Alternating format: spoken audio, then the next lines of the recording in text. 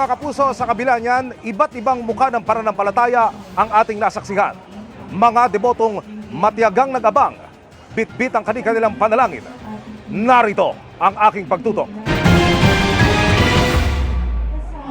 Thank you, Jess. Pahinga ka.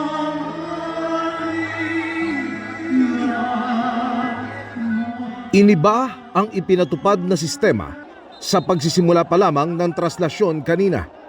Mabilis na napausad ang andas ng ilabas ito ganap na alas 4 ng madaling araw. Kung dati dito pa lang sa may entablado, nababalahaw na agad ang andas dahil sinasalubong at sinasampahan agad ito ng mga deboto.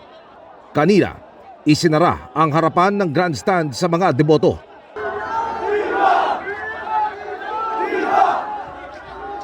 At ang daraanan ng andas, binantayan ng mga volunteer group na inassign ng Quiapo Church.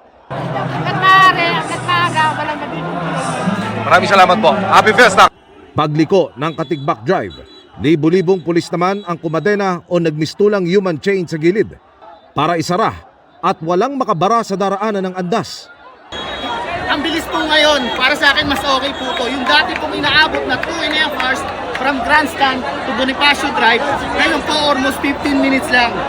Pero nang makatawid na ng Ross Boulevard ang andas, dito na sinalubong ang mahal na senyor ng mga nag-aantabay niyang deboto. Sa lakas ng puwersa, napapaatras ang andas at ilang beses pang nabangketa. Hindi napipigilan yung paganda ng poon. Okay. Tuloy-tuloy, tsaka hindi na mapigilan din yung mga tao. Si Lucky na isang debotong fish vendor, nasugatan na nga sa paa ng maipit, nawalay pa sa mga kasama. Nagkaroon naman po ng job sa doon kanina sa pagbabante ng poon. May problema ho tayo ngayon. May nahanap po kayo? Ay, nahanap ko pa yung kapatid ko kape. Oo. Hanggang ngayon, hindi ko pa rin nakikita hanggang ngayon. Pagdating sa may Finance Road, lalo kong nadama ang bugso ng mga deboto. Tropa-tropa na karamihan ay puro kabataan ang sumasampa. At sa oras na makaakyat na at mahagka na ang krus, tila ayaw ng magsibitaw. Iho, anong pakiramdam na mahawakan mo ang mahal na poon? Masarap po sa pakiramdam. Kasi po lahat mo na gusto mo kong sabihin sa kanya, nasasabi mo po sa Diyos. Ano yung sinabi mo sa kanya? Pwede ko malaman? Ano po, ingatan po palagi yung nanay ko po. Kasi siya na lang po natitira sa buhay ko po. Masaya.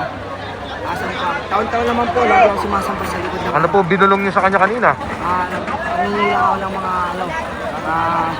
gabay, pasasalamat. Hindi lang lalaki ang mga dominante. Nakikipagsabayan sa akyatan pati mga babae. Hindi naman daw kasi problema dahil sa oras na ikay nakalapit na, tutulungan ka na ng mga kapatid na makasampa. Saan mo man sila matapakan, okay lang. Dahil bahagi daw ito ng kanilang sakripisyo. Sumampo po ako sa paminggaan ko. Sa paminggaan ko, tinulong ko ng mga ibang grupo po. Oo. Pati sila? Tumulong?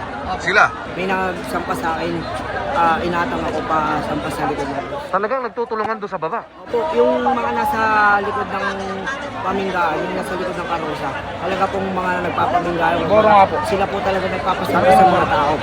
Ang debotong karpintero na si Mang Romulo, 74 years old, at ang retired company driver at kapwa niya deboto rin na si Mang Lito, 67 years old. Dekada 70 pa namamanata. Sinabing ibang-iba na raw ang traslasyon ngayon. Mas maganda ho ng araw. Mas maganda nung dati. Bakit to?